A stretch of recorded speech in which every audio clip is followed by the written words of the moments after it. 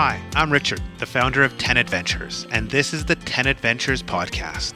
Each week we talk to real people about real adventures as they explore this incredible planet we all live on.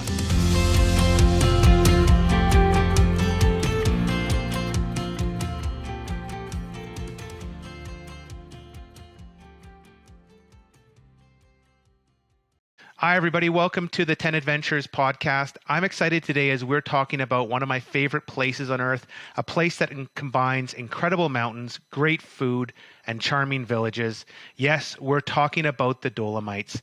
I'm happy to be joined by Olivier Levasseur, the head of Alps product at Allibert Trekking, a prominent adventure tour operator in the Alps. Olivier focuses extensively on tours in the French Alps and the Dolomites. Hi, Olivier. Hi. Hi, Richard. How are you doing?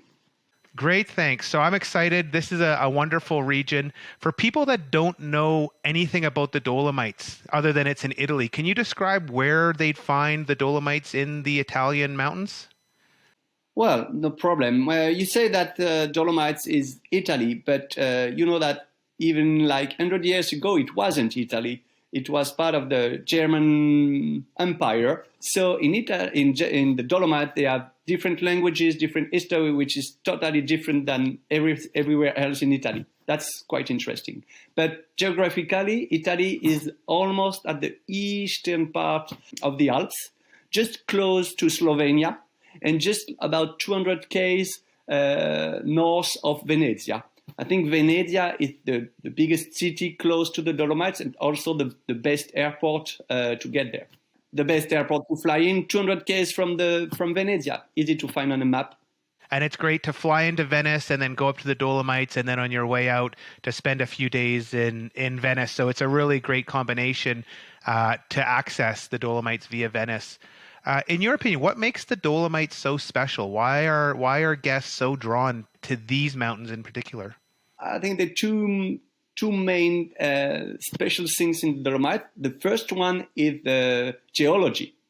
And the geology of the Dolomites made of this rock called Dolomites, which is kind of limestone, but different. It's a special limestone.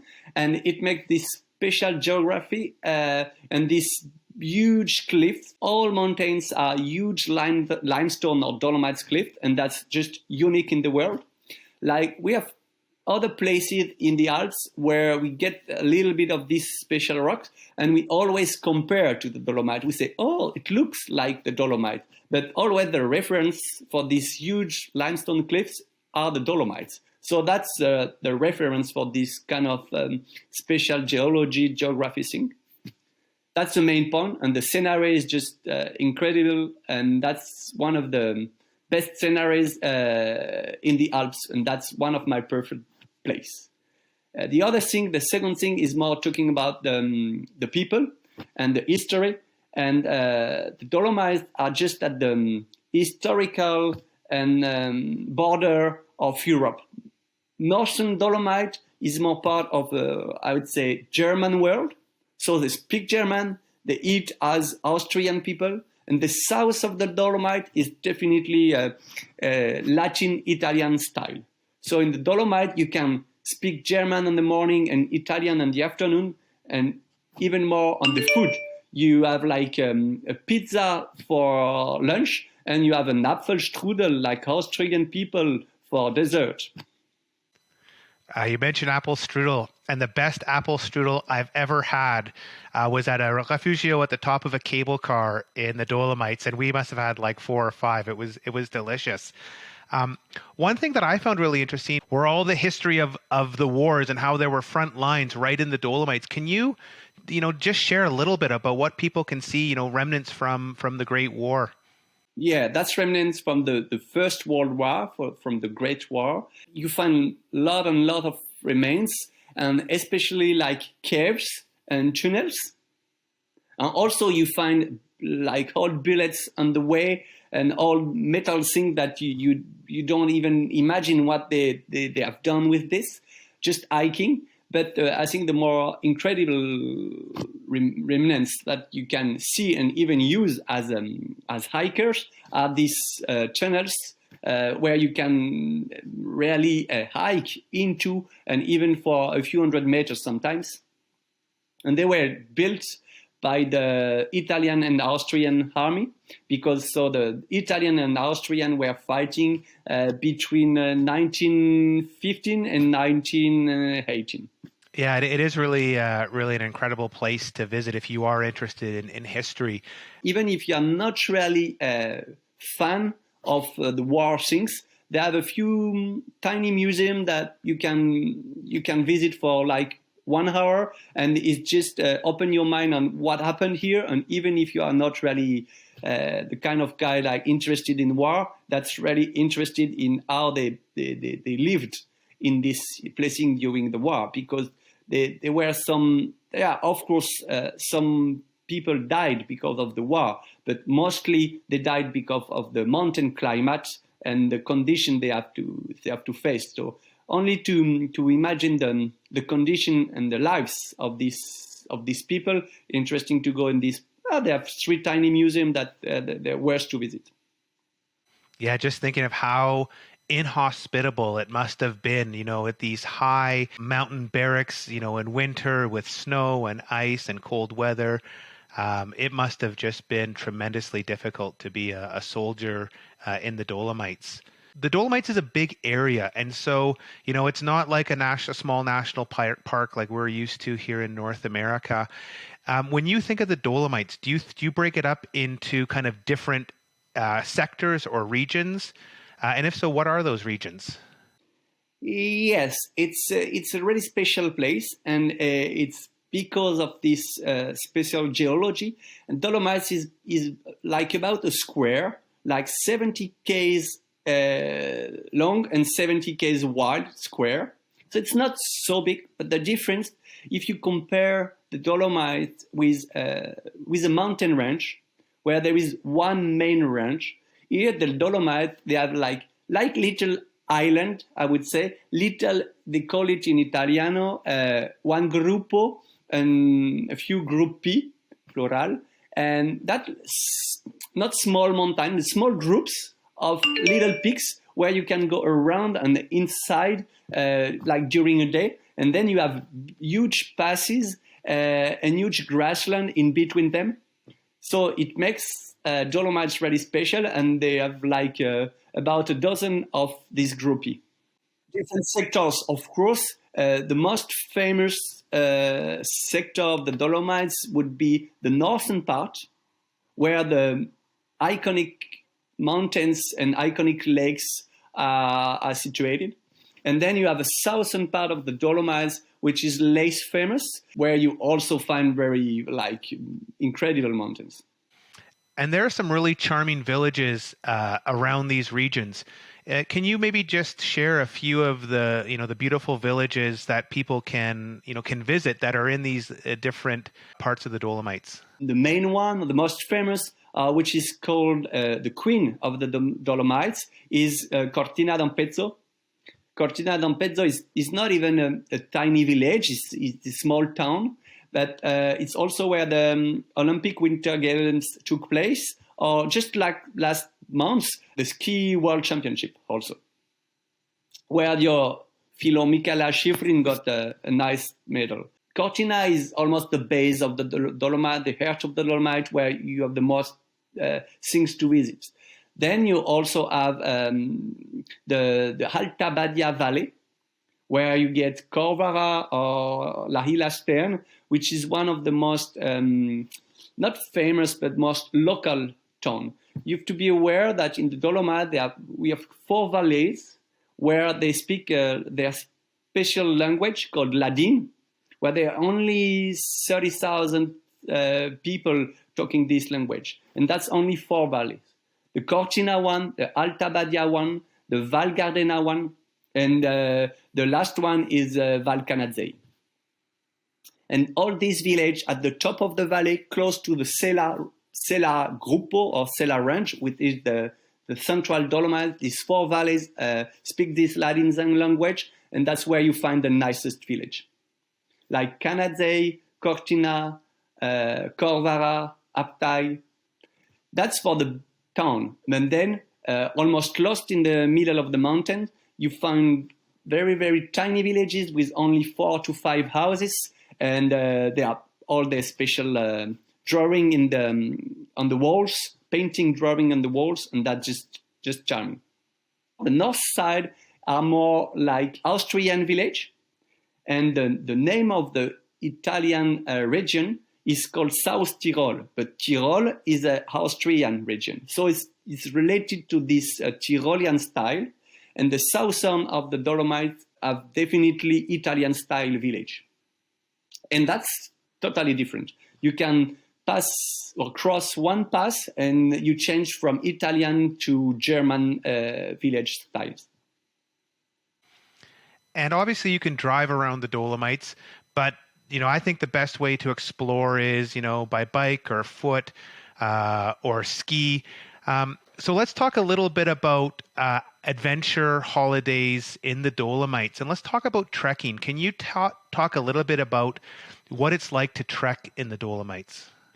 I'd say it's really easy to trek in the Dolomites for two main reasons. The first one, they have a raid of trails, incredible raid of trails, many itineraries that you can imagine, that you can trek. There are a lot of trails all the way.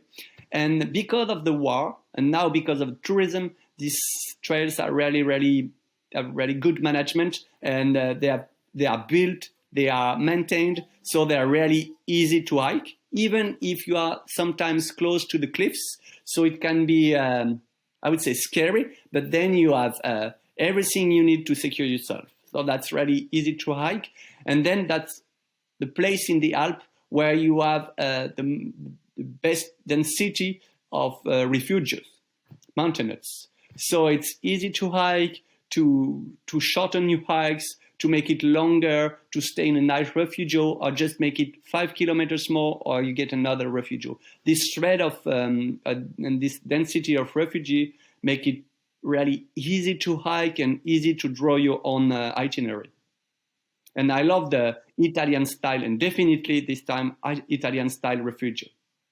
A lot of people are surprised, coming from North America, they may be unfamiliar with refugios, also called mountain huts. I think they're incredible, but can you describe what someone can expect if they're staying in a refugio? You have so many different refugio, but one thing in Dolomite that you get refugios at the top of the mountain sometimes. And that's something that I've never encountered anywhere else in the world, or at least anywhere else in the Alps, where refugios, mountainets, are lower in the mountains to help you to climb a mountain. But in the Dolomites, you have some refugios, Levasseur, for example, really at the top of a mountain, and which makes incredible sceneries at dawn or at night. It's just crazy to sleep and to have dinner here at the top of a mountain with all, I wouldn't say luxury, but at least comfort. Then you have two way to accommodate yourself in a refugio. Sometimes you can stay for a cheaper price in a dormitory where you stay with like 8-10 people in the same room and you share bathroom. And some refugios, they offer double room service, I would say almost hotel standard services. The specialty of the Dolomites refugio is the food, again, with this mix between Italian cuisine and Austrian cuisine, and you always have a wonderful dinner and good breakfast. It's a true luxury to be, in a remote mountain hut. All the day trippers have gone, and then they bring out an incredible meal. Another nice thing I've always found is the people you meet in refugios are all people that are out in the mountains doing big trips. And so it's a really interesting way to travel versus a hotel, because the people you meet are a big part of what makes it an interesting holiday. You have every kind of people in the refugios. Sometimes you have people like a family, like coming for a Saturday night with the grandmother and the kids just for one night, like for a first experience. But you also meet people like crossing the Dolomites for almost 2 weeks, backpacking. You also meet sometimes the Italian, people. Sometimes they just hike to a refugio just for lunchtime on the weekend, and you meet these really local people just enjoying I would say their own refuges just for lunch. When you just go for the day, you mostly meet Italian people like going for the day. But when you overnight in a refugio, you also meet like all kind of nationalities, because that's a place quite famous for hiking, and you get everyone in a refugio like staying for the night and doing this crossing for the whole week, and that's quite funny to talk to every people, because everyone has his own itinerary. Richard, we were talking about the Tour du Mont Blanc in France. And in Tour du Mont Blanc, you only have one itinerary and everyone is hiking the same. But in the Dolomite, that's crazy to see that everyone is just making his own. And it's coming from one hut, going to the other one, and the other one are crossing, and you meet them 2 days afterwards. Everyone is just making it its own way, and that's just really funny. And I think that's a really good point. You mentioned the Tour de Mont Blanc. Everyone's on the same itinerary. The Dolomites have two really prominent kind of, well-known trekking routes. But you can also just kind of make your own route. But can you tell us a little bit about the two prominent routes that, most people have probably heard of? They are called Alta Via number 1 and number 2. Alta Via in English would be high route. So it's just a one-way crossing. And the Alta Via number 1, which is the most famous, is a crossing from the north. You start at the Lac de Bray, or Bray Lake, which is a very charming lake. And then you go towards south, just hiking at the foot of the Marmolada, which is the highest summit. And then you end up close to Belluno. Belluno is a charming town, like 60 km from Venezia. So it's definitely north to south. And then you have the Alta Via number 2, which is a bit less famous, but that I really, personally, I prefer it. It's more a crossing from eastern to northern, to the eastern to the western North Dolomites. And you start from the Trecime. The Trecime is the must in the Dolomite. That I'm sure everyone has seen these three towers like this, called Trecime in Italiano, which is the best place or the most famous place in the Dolomites. You start from there, and then you cross all the way to the west to get close to Bolzano. Bolzano is the biggest city in the Dolomites. And we've talked a lot about routes that are, stay in the high alpine, which is, really incredible. You're in refugios. I know we've had some guests here at 10 Adventures that wanted to stay in hotels. That's totally possible in the Dolomites. If you need a hotel and you want just kind of the luxuries, there are lots of towns and villages and accommodations that you can still have a great experience, but you don't necessarily need to stay in refugios. Is that correct?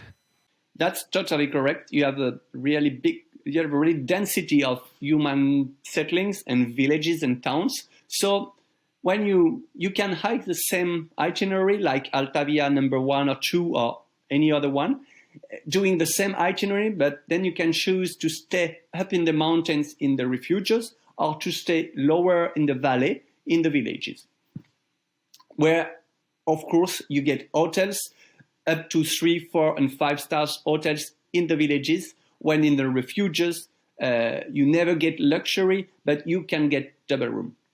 No more. I mean, say that's just a private room, but you have no luxury. But yes, in the valley, especially in the northern side of the Dolomites, where this Tyrolean style, and that's you get really nice and luxury hotels.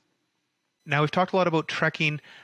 There's also really good cycling, both mountain biking and road biking in the Dolomites. Can you tell us a little bit about the options if people want to do those types of activities? Well, first, road biking. In my opinion, road biking is really great in the Dolomites because you have so many high passes to cycle. That's also millions of itineraries to imagine, and you can cycle like 2, 3, 4 passes in a day, which is great. The most famous itinerary is the Sella Ronda. Sella is the main Gruppo, the main range of the Dolomites, and you have a cycling road like 4 passes in a day called Sella Ronda, which is definitely great. And all these this skull with this, I don't know the name of this, switchback.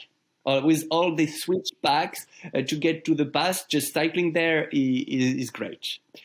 But my recommendation would be to road cycle better in May, June, or September, October, and preferably to avoid July and August because the roads are already crowded and you have a lot of motorbikes and a lot of camper vans, and cycling on the road July, August is a bit scary.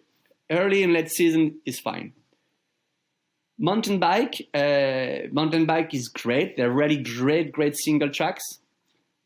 But you have to be a little bit expert. There's no really easy mountain bike in the Dolomites because, as we've mentioned, it's quite a rocky place. So you have a lot of trail, like rocky terrain. So as long as you are experienced or expert, you have great and one of the best mountain bike in the Alps. But not for beginners.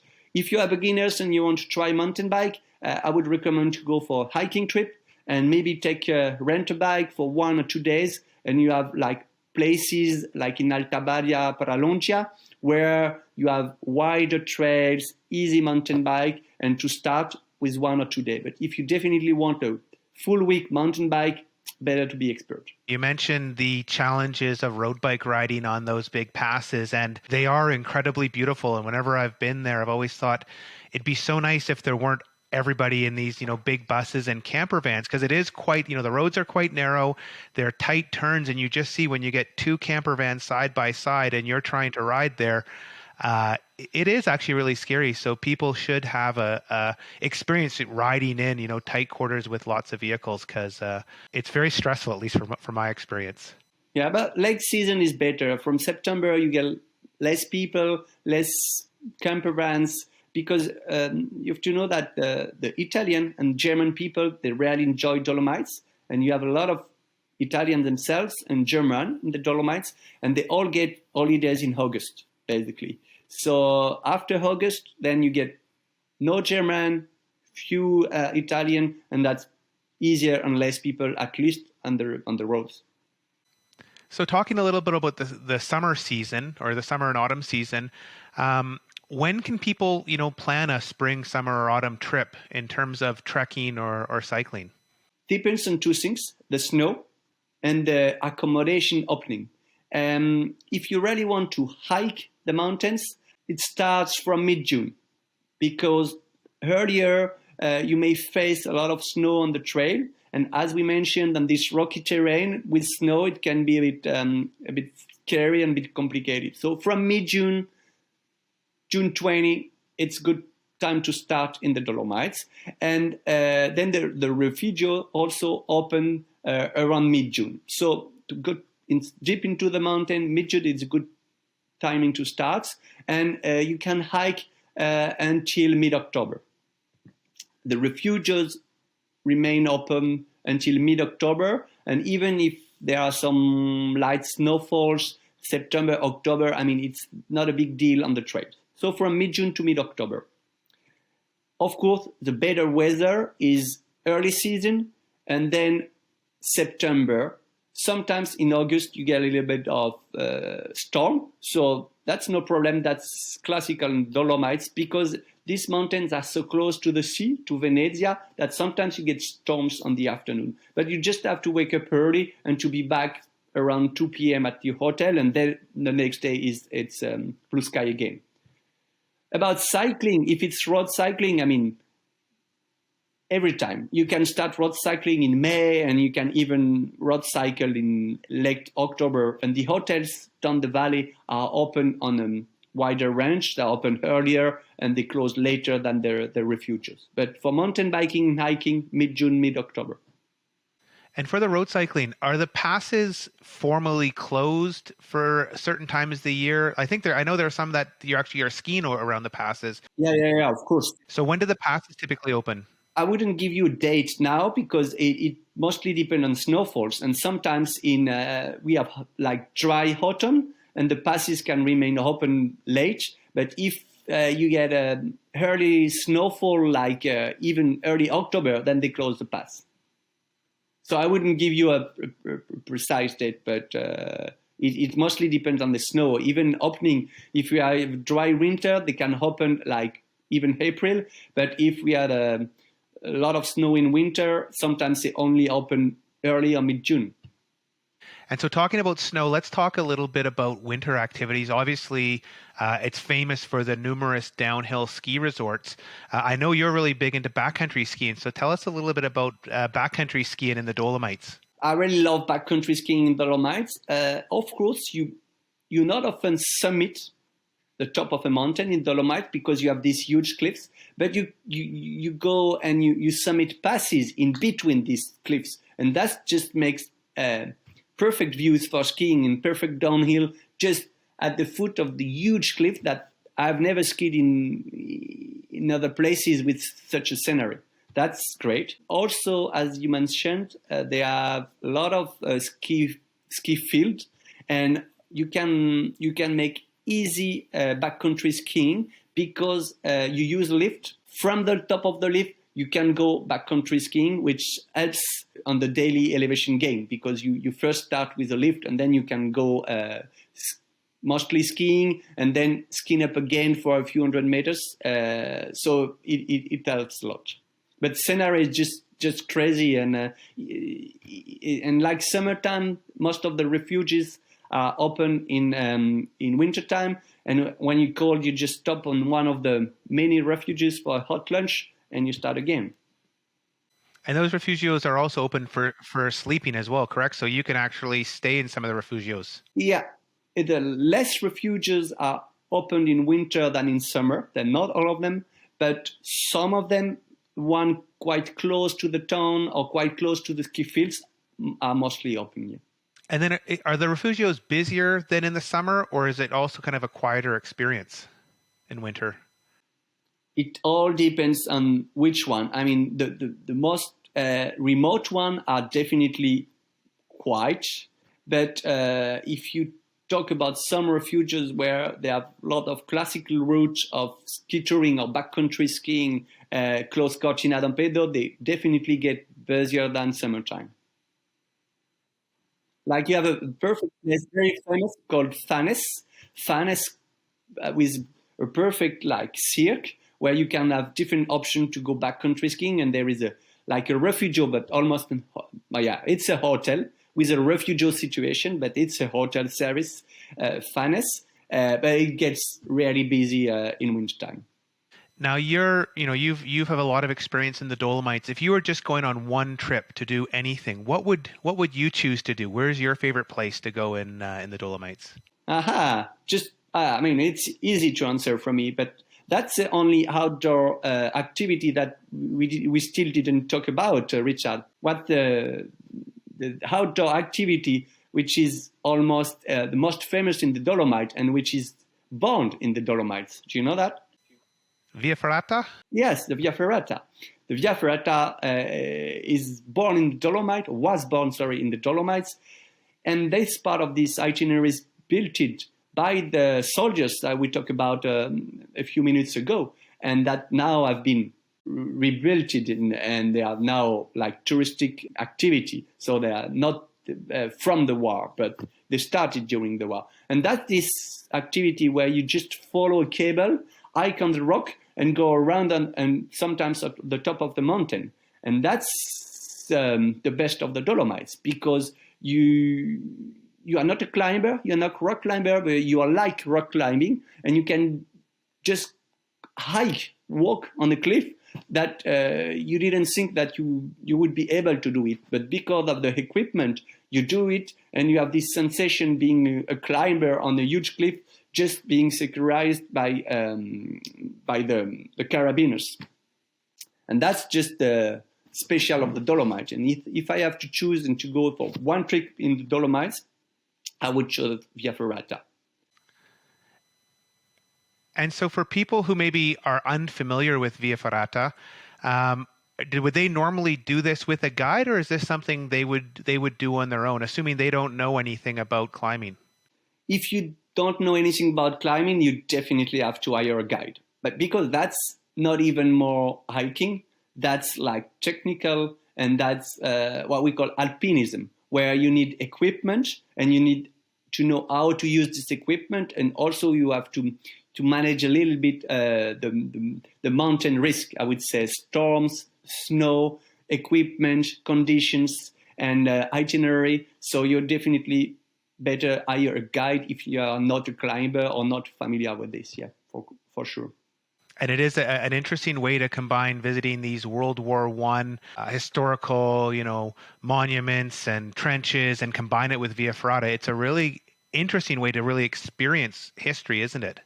Yeah, that's also a way to experience this history, because some of the most famous Via Ferrata, they just use historical itinerary that the soldiers made, and you are just here yourself with your helmet, with your harness, with your slings and carabiners, with your guides, with your rope, and you just imagine soldiers like almost naked, I would say, just with your boots and just with their poor clothes, just living here and hiking these trails every day just to carry food and to get to their sleeping place, face to the other soldiers. It's just crazy. Definitely. So what's the most common feedback guests give you after their first trip to the Dolomites? Feedback is both on the sceneries, just incredible sceneries that we have never seen anywhere else in the world, first. And then just incredible friendships and good food in the refuges. Excellent. Well, thank you very much, Olivier, for sharing all your knowledge about the Dolomites. I know firsthand how compelling it is for a place to visit. In the show notes, we'll share some links to some of the tours we discussed. So if people want to see what an itinerary might look like in the Dolomites. And, if you're looking for your first adventure after the pandemic, the Dolomites is a wonderful place to combine beauty and culture, food. It really is a great destination. So thank you very much, Olivier. Yeah, pleasure for me.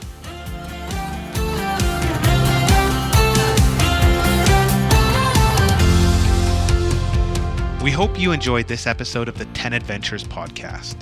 If you liked it, why not give us a review? Better yet, subscribe and get inspired again and again. Also, if you want to find your own adventures, why not check out 10adventures.com, where you can use our free resources to plan your own trip or book a tour in over 60 countries and make your own epic memories on your next adventure.